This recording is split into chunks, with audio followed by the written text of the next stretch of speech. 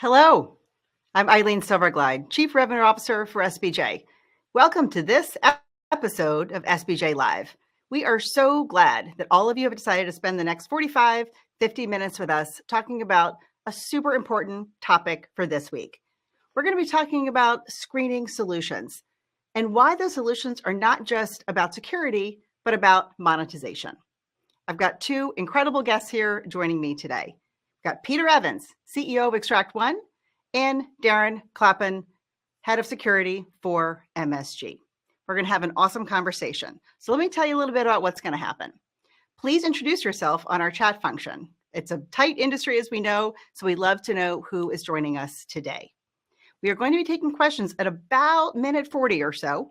So please post those, and then I've got a backstage crew who's going to be making sure that we go through those questions, and I'll be able to get to as many as we can that have not been answered throughout the part of the conversation where we are live. After that, we're going to go deep in terms of the content. So first, we're going to talk a little bit about the technology landscape. Where are we today? Then we're going to do what we always do here at SBJ Live. We're going to give you tactical and practical tools that you can take away and further your own business understanding. So we're going to be talking about some implementation of these technologies. What are things you need to think about? How might you need to persuade your colleagues that this is the right investment? We're going to talk about monetization. What are the benefits to the organization from a dollars and cents standpoint in terms of increased sales, but also from a fan experience and guest satisfaction standpoint? And after that, we always do this at SBJ Live. We're going to go ahead and take out our crystal ball, and we're going to talk about the future. Because as well as practical tools, we want you to be sure that you're thinking and looking around the corner. So again, we are so thrilled that you're with us today. We're going to go ahead and dive right in. But first, I've got a question for both of you gentlemen. Let's think back to your history of event going. What is the worst line that you've ever been in? Is there a painful story that you want to share? And folks who are attendees, please throw your war stories into the chat as well. Worst line ever, I think it was coming out of COVID. And I was at an event, and I don't want to name the venue because many of these venues are our friends, so I don't want to embarrass them. Very fair. I think it was in a very hot location, sort of think Phoenix, Las Vegas, Southern California, something like that. It was probably about 110 degrees out, and people had not planned for the return of individuals to events post-COVID. And I think we had about a 90-minute wait to get to the event to get in line. It was so bad that the venue had to start putting out, water jugs and things like that for people because people were passing out in the heat. And when you got to the front of the line, you found out that there was a number of prohibited items that people were not allowed to bring in. Oh, gosh. Small bags, things like this. So people had to go wait in another line for about an hour to give the purses and things, and then go back to the same line to kind of get in. Somebody had forgot to do the pre-planning, the education, and the information. And what it talked to me about, which is one of the things that we're going to talk a lot about today, is they had to take advantage of digital insights and digital information in a way to keep everyone informed and a way to keep things moving very well. And so they were still working in an analog world as opposed to taking advantage of tools available to keep your patrons, your fans, your staff, and things well informed. Yeah, that's certainly sounds like a very difficult experience. And I hope everyone's health was okay. Obviously, you've been a long time executive in the technology space. We know these things ebb and flow, right? There's always a rush. There's early adopters. There are, organizations who take advantage of whatever the newest thing is, and they act on it. As you look at the technology landscape right now, can you give us a window into really what you are seeing and what you are guiding clients to be thinking about? Well, I think the biggest thing in the world that we live in right now, which is physical security, is I don't think that people have embraced the benefits of digital transformation, AI technologies, machine learning, and things like that in the same way that we've seen in other market segments. Think about it. 20 years ago, we all went to brick and mortar buildings to buy, to purchase, to bank, and things like this. Our children all went to physical schools, and they still do to a certain degree. But if you think about what the promise of a digital transformation is and what software can do, it completely changed and upended all of those segments. Right? I can't think of the last time I was in a physical store. I probably do 90% of my banking my banking and my purchasing online. And yet physical security is not caught up yet. So in the world we live in, we think that you're going to see a complete renaissance occur And it'll start with some targeted things like what we do in and around the world of weapons detection, but it'll start to look at how do I completely change the guest experience as well as the security experience for the better, right? We've got more insights about who's coming to the venue, when they come, what their habits are. In the same way that when I go onto Amazon, they've got more information about who I am, what I like to purchase, and those kinds of suggestions that make my experience better. I think we're going to see that, and so that physical security, while we need to have more and more of it, becomes less and less of something that becomes a detractor from the experience because we're leveraging technology for that outcome. Mm-hmm.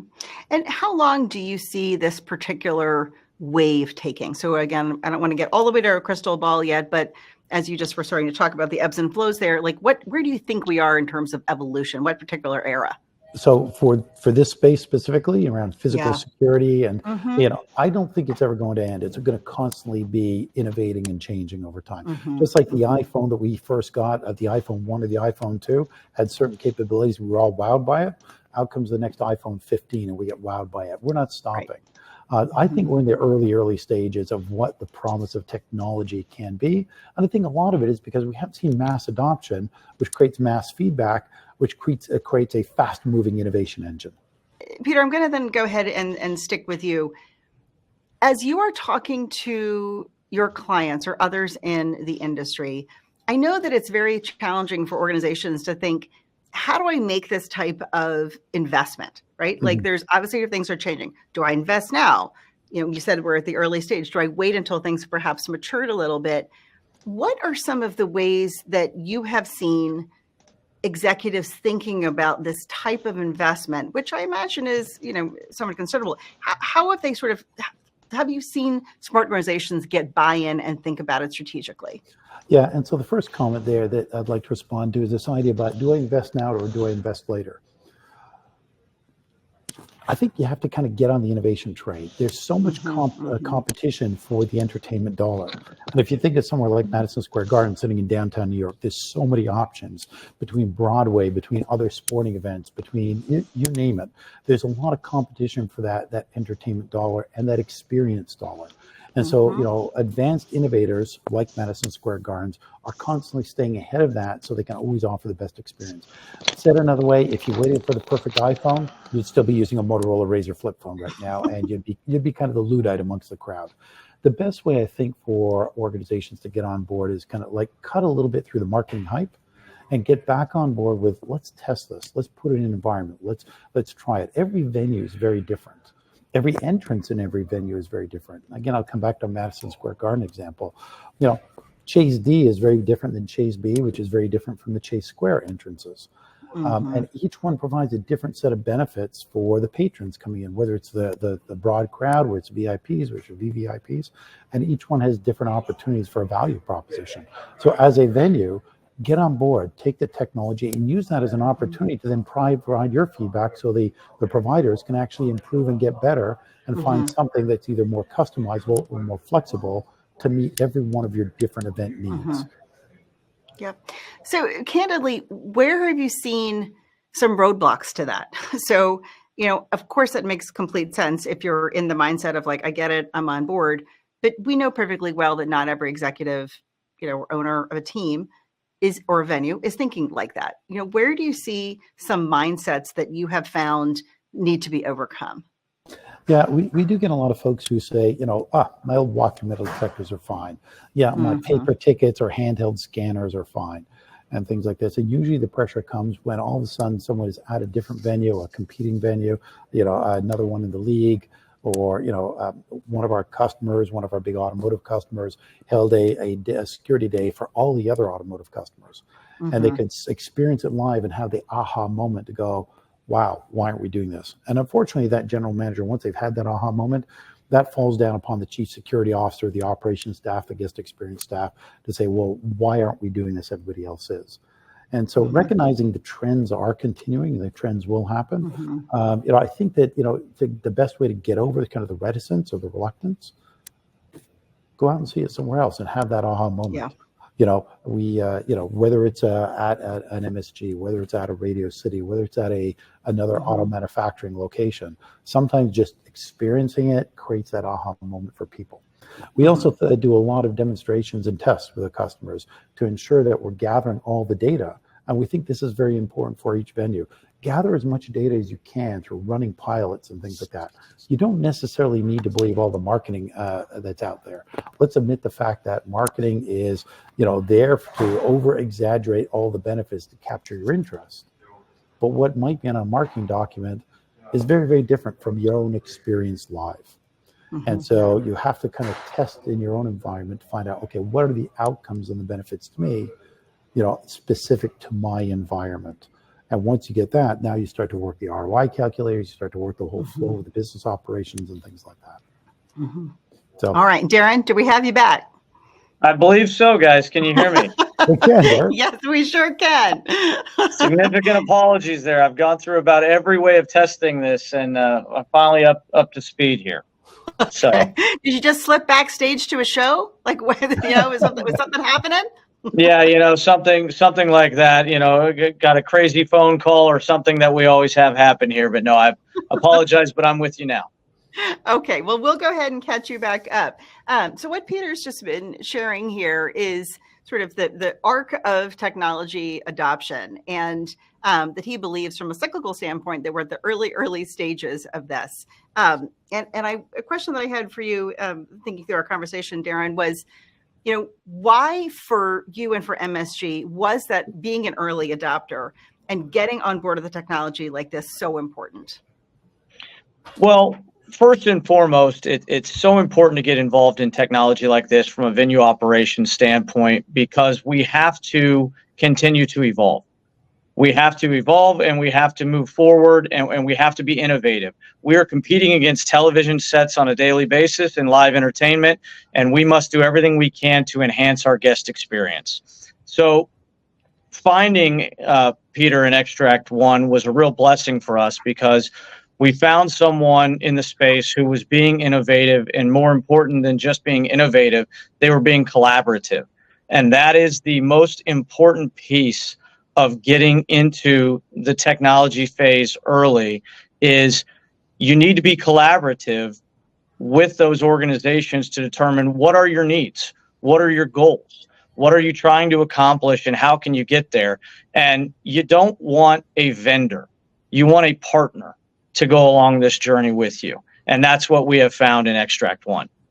Yeah, that's terrific. And so give us a little peek behind the curtain in terms of when you thought about finding that partner, what kind of timeline were you thinking about? So obviously this is a long-term relationship, but give us a little window in how long-term from choosing a vendor all the way to how long you think this might run through. Give us a little window. Yeah, well, I think things in security in general move at a glacial pace, right? It doesn't typically move very fast. But for us, really, the timing was not the important factor.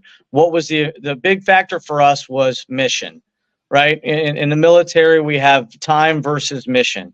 And mission for us was critical. We knew what we wanted to accomplish, and we knew what we were trying to drive for venue enhancement and guest enhancement experience. And so our journey takes perhaps longer than someone else's because of the priorities that we had. But when you get into these partnerships, really the most important thing I can say is it's less about the time than it is about accomplishing the mission and the objectives that you set out to accomplish. And I think that's what's important. If you don't have a comfort level with the technology that you're rolling out, the time frame that you implemented will not matter. You have to have that comfort level, and you have to have that understanding that what you've set out to achieve, you can achieve. And when you set out to create that comfort level across your organization, what did that look like? That's interesting. That's a really good question, because the entire journey from kind of discovery to implementation has many twists and turns. There's the idea that you have to identify what is the technology that you're looking for. What's that goal you're trying to achieve? But even when you've identified the goal that you're trying to achieve, and you think about, hey, I really think this strategy could work, as we all know within venue operations and really business, there are so many other factors that you influence by the decisions that you make that you have to get others in a collaborative effort on board. So for us, it was, hey, this is identification, right? We identified a technology that we believed could fit the needs of our organization and of our program. From there, it was a lot of discussion with other business leaders and other venue strategy, teams that we worked with to say, these are ideas that we want to bring to the table. What are your thoughts? How will they impact your line of business? From there, it was a long journey of working with that partner, right? That integrator, that vendor. But again, for my journey with Peter here, it's been a partnership, and it was bringing the units to us and saying, what works, what doesn't work for our business? What do we need to change? What do we need to adapt? How can we get there? And I think Peter can tell you that, I probably told him to leave 6 or 7 times, and he just keeps coming back. Hey, can I work on this? Can I get another opportunity? Can I work on this? So that was a lot of testing. There was a lot of testing. There were a lot of hardships. There were a lot of successes. And then when we had all of that wrapped and we knew the product and we knew how we wanted to utilize and we knew what it could do and we had the test results and we had done our homework and talked to everybody and data. At that point in time, your journey goes to the C-suite and you give them so much of what you have done to get to this point, and that this has not been just a one-day trial and tribulation. We didn't set it up for one show and move on to the next. No, we did it. We tried it. We broke it. We gave it back. We brought it back. We broke it again. We pushed the limits. We pushed the boundaries. And at the conclusion of that, just at the conclusion of this long discussion from my standpoint, that's how we closed out the journey, is we provided a story. We told a story to our executives of how we had started this and where we had ended this and why we thought this was the right partnership. Yeah, Darren, if I could add to that, I love the categorization of a pest, but I think it was a mutual objective that we both wanted to be wildly successful. And I recall those conversations very specifically where you said, hey, Peter, we had a challenge with this. Go away, no rush. Fix this and figure it out for us. And I'd give you a call and we'd say, okay, we think we got it solved. And we come back. I counted it up once. I think we had 24 different test times. Some of them would be like a week for 7 days. Other would be like 2 nights back to back over the course of the period of time to make sure we got it right. And in our mind, the big thing was, look, this is MSG. Go Google search the most iconic venue on the planet, sitting right on top of Penn Station, right? If we can get it right there, we can get it right anywhere. So, it was worthwhile investment from our side, because coming back to what we talked about a little bit earlier and kind of the arc of innovation, well, as an industry, we might be at iPhone 2 or 3 or 4. That repeated work with partners like MSG who drive innovation, who drive leading edge thinking, has actually propelled us from iPhone 2 to iPhone 6, right? If I could use that analogy. And there's a lot more to come, but we now know that we've got a very, very solid platform that's got a lot of opportunity to respond to the what if questions that are coming to us from innovators like MSG. We all know how many tech implementations don't succeed. And Absolutely. A lot of it, for many of my years in my career, I worked for Gartner Corporation, obviously a leading technology consulting organization. And many of our reports certainly were about the fact that if you don't have the people buy-in in that training, it's just not going to work. So I am curious, Darren, from your perspective, there was something that caught my ear in our preparatory call, that you talked about the training element and the buy-in of the team members. Can you give us a little window into what worked and maybe didn't work as you were starting to actually get the people on board? Well, I think that number one, the training, and Peter will probably touch on this later, but it is absolutely critical. And Not every organization shares the benefit of having an internal security staff. A lot of them have third-party security staffs and significant changeover to where it's difficult to retain the same level of training, because it's Peter tonight, it's Susan tomorrow, and it's Jimmy the third night. So for us, realistically, what made the biggest difference to us was the ability to let the staff use the product. It was to let the staff use the product, to see the wins, to see the successes, to see the evolution. Our staff, was able to see sort of version 1 of the unit, the units coming on board, all the way to where we exist today. And the buy-in has really come through the fact that when they see the units operate, when they see the smile on the guest's face as the guest, doesn't have to take off the coat, doesn't have to divest of everything, and just quickly, effectively enters the venue, everyone's happier. And when everyone's happier, more smiles are shared down at the screening process. It becomes a positive experience for everyone. And when you have those positive experiences and you see the equipment work as intended, and more aptly, when it doesn't work as intended, and it's the folks on the ground, it's the security officers who are making the suggestions, and you're listening to your team, and you're moving the units, or you're doing the con-ups to set it up, because they've processed thousands of people through and they have a good idea.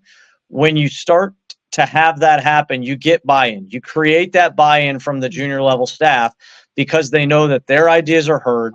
They see the unit be effective. They see the vision for what we as management bring down to them. They see it coming to life. Yeah, that makes a ton of sense. And that's actually a great transition point. I'd love to sort of shift the conversation from implementation to thinking about some of the results. And, obviously guest experience and security are super important. I'm a chief revenue officer. I love to talk about money. So it's very important that we also think about what is a downstream benefit to, having obviously smoother ingress and egress, which is at more time in venue, and the ability then to increase F&B and merchandise sales. So I am curious, Darren or Peter, this is a jump ball. You guys tell me which one of you wants to jump in. But as you think about smart KPIs that you either implemented yourself or find to be important, what were some of those things that are super crucial that people need to be thinking about as they make an investment like this from a monetization perspective? What are the most important metrics? Darren, why don't you start, and I'll augment that. Yeah, sure. Well, let me just say, from a KPI perspective, I always this is going years back to my contractor days, but I would always say, ensure your KPIs are actually something that is achievable and can be measured. Because if you're going to set unrealistic expectations, you're going to find yourself you're going to find yourself disappointed more often than not. But what I can say is there are things from a financial standpoint that can be measured in terms of, how much quicker were individuals into the building? Did our food and beverage sales go up? Did merchandise sales go up? What are our NPS scores coming back from a survey that goes out to patrons? But I would also say, don't be afraid to trust in your eyes and what you see. And you see the engagement, you see the experience, you see the frictionless, you see individuals pass through, and sometimes they're almost shocked that it's over and they're on to the next portion of their journey. Some people don't even really realize what they're going through until they've been through it a time or two. So from that standpoint, focus less on how many people did we get through, in this amount of time, and focus on how did this improve the customer journey from the start, from the very first moment we greeted them to the moment that they're exiting the venue. Security is we are the director of first impressions. We are the first people you see when you come to our venues, when you come to our business. We're the first person you see, and usually we're the last person you see when you exit.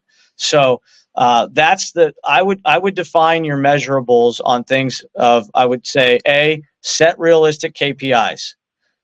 B, make sure that those KPIs are in line with what you're trying to achieve. And then C, make sure that those KPIs tie to the overall guest experience, because security is just a piece of the guest experience, which drives that revenue that you were indicating. Yeah, if I could pick up on the Darren, there's sort of 2-3 key ideas in there that I'd like to augment a bit. The first is 100% agree. I think that a lot of folks focus on the wrong questions, on the wrong measures, and perhaps the wrong KPIs. How many people per hour do we get through? You know, the brochure says 3,600. What was our false positive rate? The brochure says 5%. It's kind of irrelevant, because what they're talking about is the inputs to the function, not the outcome. And if you dust off your high school calculus books and you really think about an f of x function, it's the outcome. What was that guest experience all the way through their journey?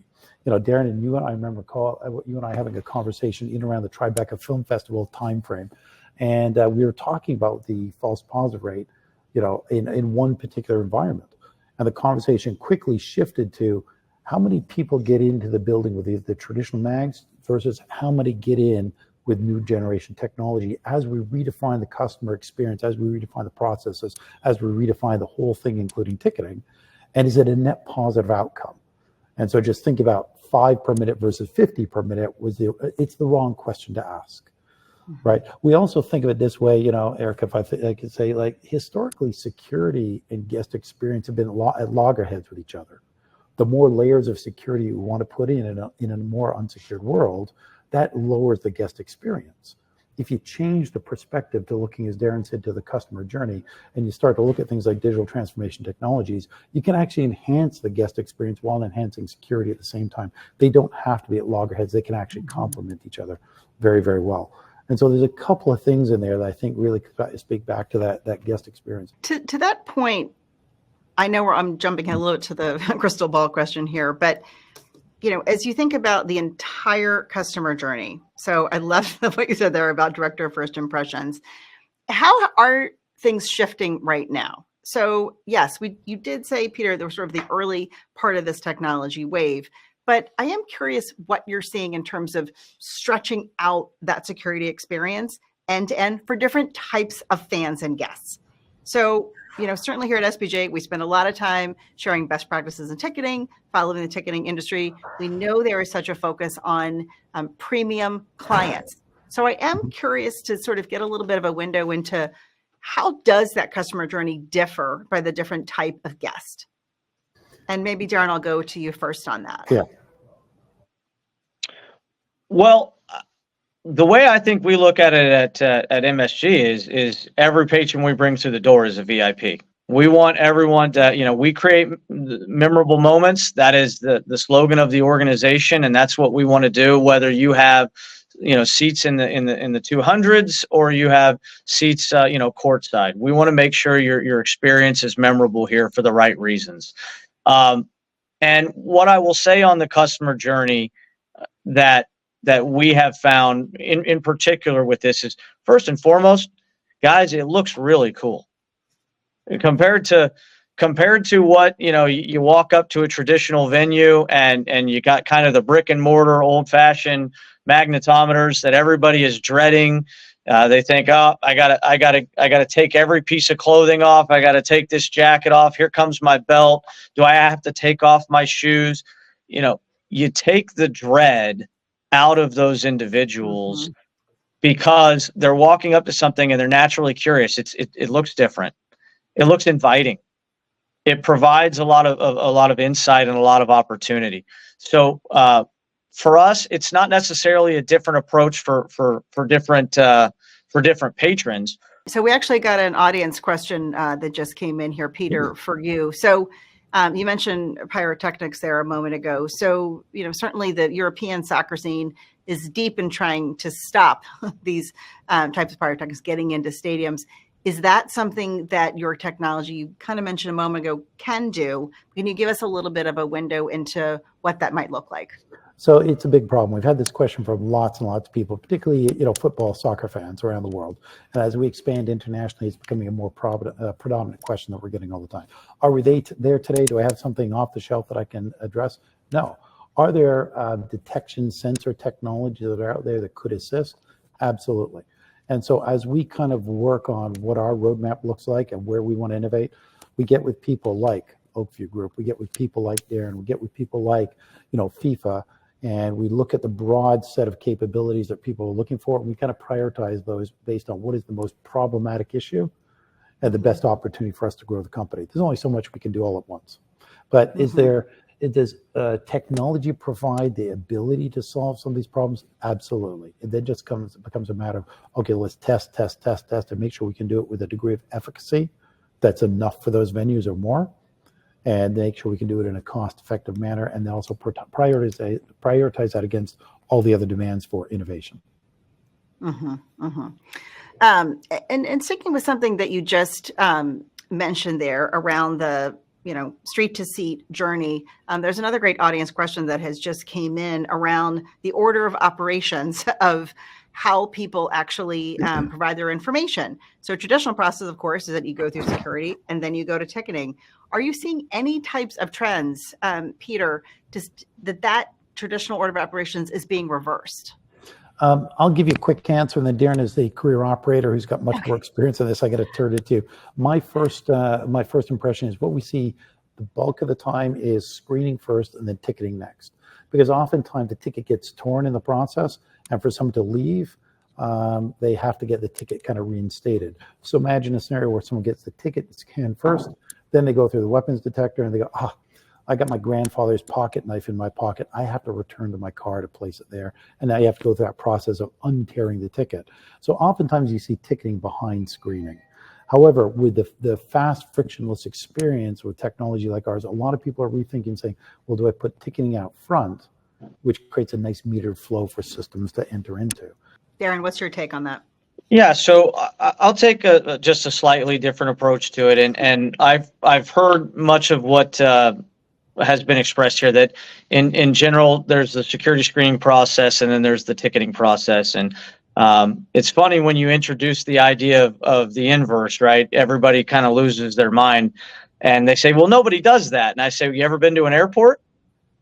And last I checked at the airport, you get your ticket scanned long before you get to the security check. So it's an interesting item and something interesting to think about it. But I think the right answer is determined by you.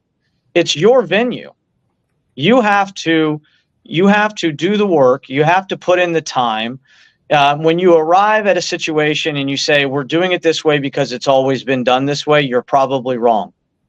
When you get there from a security standpoint and you say, hey, let me get the GM of the building and let me find out why we're doing it this way. Here are some thoughts and ideas. If we moved ticketing out here, how would that either increase or decrease the guest experience from a ticketing standpoint through security? If we do this, what impact does it have on guest relations and food and beverage and merchandise sales? It's a collaborative conversation, and I think I can't stress that enough, that it has to fit your venue. Much like the technology that Peter and I are discussing, there's no cookie cutter example into how you set it up. You can go by best practice or you can go by what everyone else does, but what you should be doing is what works best for your venue. Yeah. And too often, from a security, my security hat on for a second, we get geared into thinking we are security. This must happen.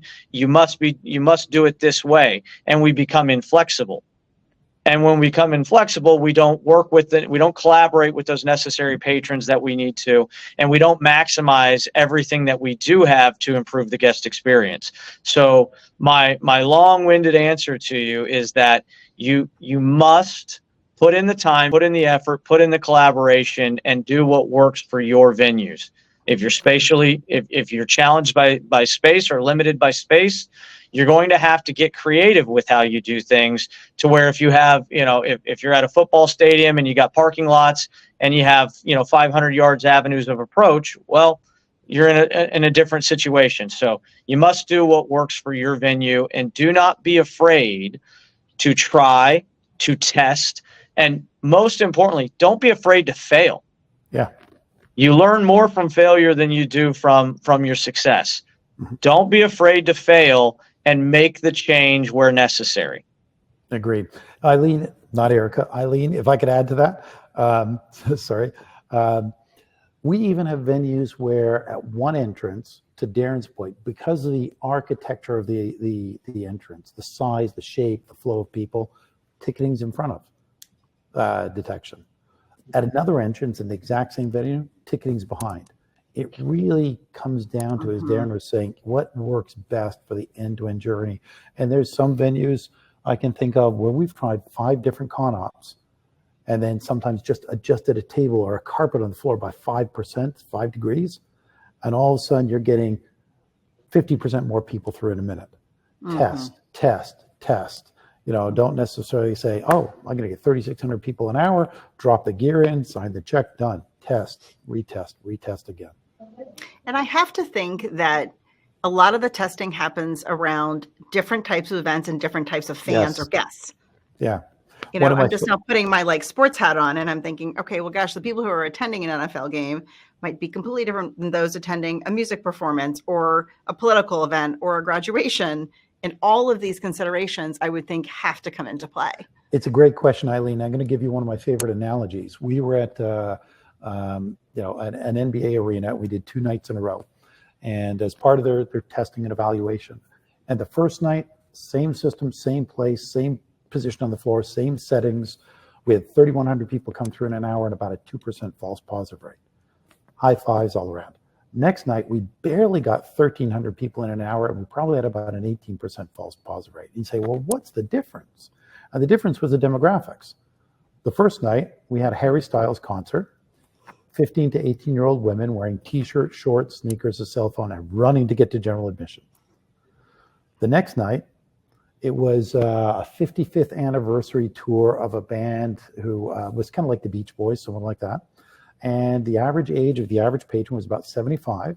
I don't think I could have had them walk faster if we had electric cattle prods. Very large purses. One lady had these huge, quilting shears in her purse and couldn't understand why they were a weapon. You know, a lot of motorized scooters, a lot of walkers, a lot of canes. Not that they were causing false positives, they were just slowing down the crowd. And so the demographics matter. So gathering data on every single event. Darren talked a lot about the value of data. You know, we capture months and months and months and months of data for every event, and you can start to use that to forensically say, oh, we have another, Ultimate Fighting Championship thing coming up. The last time we had this problem at the East entrance where there's twice as many lanes because that's where the bus dropped off. Let's redesign our security for that event appropriately, knowing what got that much more secondary screening. Data becomes your friend as you continue to think about not only each individual door, but each individual event and what's the uniqueness of it. Well, this has been great, gentlemen. What I'd love to do, as I mentioned at the beginning of our conversation, is start to think about a little bit of looking into the future, pulling out your crystal ball. So for folks on the line, obviously it's a new year, but I'm going to ask you to think out to 25, 26. And as you think about potential innovations that those who are in the business of venues and security need to be thinking about, Darren, I think Peter, I'm going to go to you first. Peter, what do you think are the 1 or 2 considerations that professionals need to be thinking about today as you think about what the future is going to hold? Oh, geez, that's a great question. The things that immediately jump out at me as a knee-jerk reaction is the world is continuing to change at a faster and faster pace. There's higher expectations of fans, and there's more competition for that entertainment dollar. And so what may be the norm today won't be in a year or 2 from now. All right. And so you have to be very nimble. You have to be agile. And I've been in high tech a long, long time. The first adopters are usually the ones who get the advantage first. And so don't be afraid of first adoption of technology, because it creates kind of a knowledge, and it helps you propel your business forward through experience. If I look forward, I think we're going to find a lot more use of things like, we separate kind of what happens at a venue versus what happens at home. very different experiences. At home, we've got instant stats that are appearing about every catch that was made during the NFC Championship game last week. And sometimes people like that data at home, but they like the energy and the vibe of what's in the arena, in the stadium, when the goal is scored and the whole crowd is yelling. So you're going to start to see more of that kind of at-home experience with massive amounts of data readily at your fingertips while you're the fan in the arena. So you're going to see much more of these kind of merging experiences, and these very data-rich, experience-rich environments, continuing to innovate within the venues itself. Mm-hmm. Great thoughts. Darren, I'm going to go ahead and give you the last word as we look at the crystal ball. Okay. Mine is going to be probably a little more security focused, and it's just, as Peter mentioned, wanting those stats, it's the engagement. How are you engaging everyone from the moment that they decide to buy that ticket to the moment they get their know before you go, their seamless, flawless entry into the venue? Because our biggest opportunity at revenue creation is a repeat customer. And we want the repeat customers, so we have to look at what creates and drives that customer to come back to us versus just sitting on their couch and waiting for those stat lines to come across. Yeah, that is incredibly well said. And I think that's something that we haven't touched on. So Darren, I'm delighted that you did, which is about, we spent some time on monetization, but ensuring that you get those repeat customers. And there's nothing that's going to create more disloyalty than that bad experience. So perfectly well said. Well, gentlemen, it's been a fantastic conversation. I certainly learned a ton. I hope our audience did as well. And best of luck with both of your years. And thank you so much, everyone, for your time here at SBJ Live. Oh, thank you, Eileen. Thank you, Darren. Thank you, Peter. Thank you, Eileen. Thank you to everyone who joined.